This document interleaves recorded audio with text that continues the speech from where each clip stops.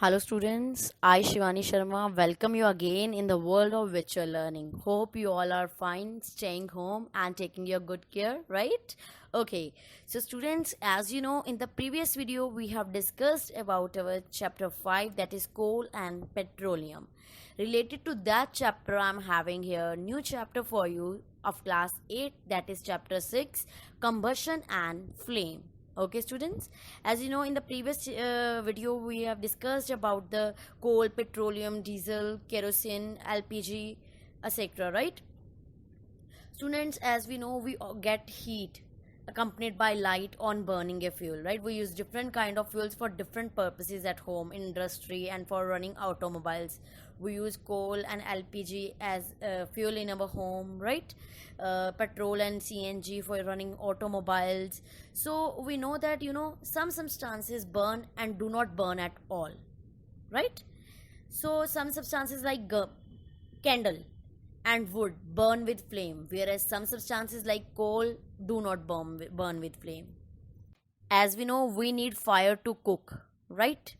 And to run automobiles, to run industries, and the list is endless, as we know. So fire is caused when a substance is burnt in air and it produces heat as well as light. Okay, so you know, the process of burning of a substance in the in the presence of oxygen or air to produce controlled amount of heat and light is called combustion. As you know, our chapter name is combustion and flame. So first of all, what is combustion?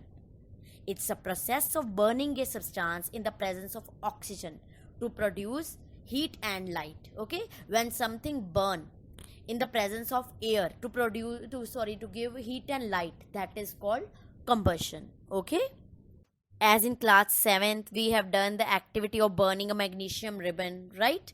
So burning of magnesium ribbon and charcoal are the examples of combustion. Both give heat and light on burning, right? Thus magnesium and charcoal are called combustible substances in nature. Okay, it is not essential, students, that light must be produced in combustion. Okay, because there are two types of substances for the combustion. One are the combustible substances and another one is the non-combustible substances. So first of all, what are combustible substances? Okay, first of all, combustible substances, from the word combustible, I think it's clear to you, it's related to combustion, means the substances which burn in the presence of oxygen to produce heat as well as light are called combustible substances. Like paper, it catches fire even in the presence of air, coal, wood, LPG, kerosene, etc. Okay, and the incombustible or the non-combustible substances are the substances which do not burn in the presence of air or oxygen, are called non-combustible substances. Example, stone, iron, they do not catch fire in the presence of air only, right? So these are the non-combustible substances, students. Okay, now we are talking about the combustion. So as we know, for carrying out any process we need some conditions, right? So same with the combustion. For the combustion there are some conditions which are very necessary. So the conditions are, first is the presence of a combustible substance. Combustible substance that catches fire in the presence of air or the oxygen.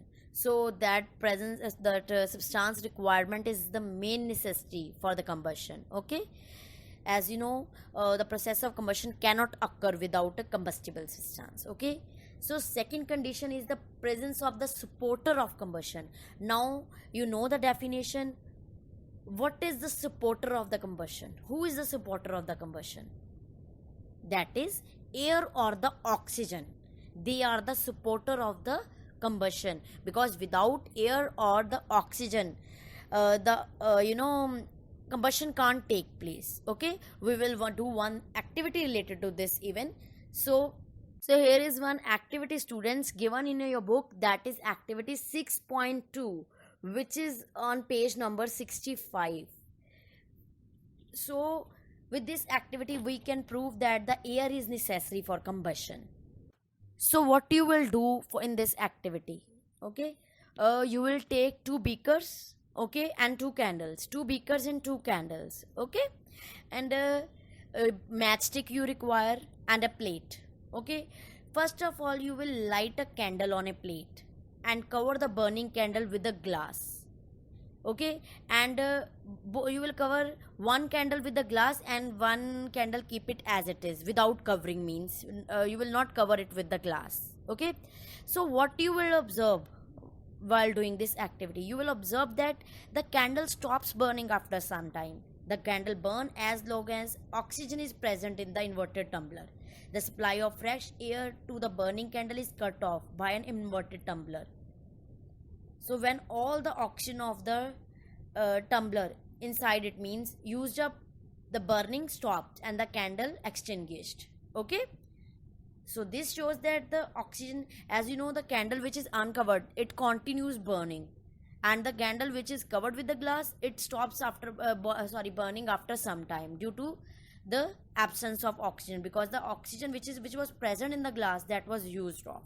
Okay, so the next condition is for the combustion is ignition temperature. So first of all, students, what is ignition temperature? Students, it's the lowest temperature at which a substance catches fire. It's the lowest temperature at which a substance catches fire. That is called ignition temperature. Students, as you know, when you try to burn any substance, if I talk about the wood, when you try to burn the wood, as you know, the wood takes lots of time to catch fire because its ignition temperature is very high, so it takes time to catch fire. If we talk about paper, catches fire within 1 or 2 seconds because its ignition temperature is very low. So ignition temperature is one the necessary condition for the combustion to take place. Okay, so here I am having one question, students. Do you know how a matchstick is lighted? When we rub the matchstick on the rough surface of the matchbox attached to the side of the matchbox, okay, the friction converted this work into heat. When we rub it against the rough surface, the friction converted the work into heat. Heat raises the temperature of the chemical present on the matchbox and the matchstick, and to its ignition temperature, due to this chemical substance, the matchstick catches fire. Okay, so many examples are given in your book related to ignition temperature. One activity is given in your book, even 6.4. So try to read this activity and find out the conclusion. So next time having students, inflammable substances. What are inflammable substances? The substances which catches fire at very low temperature.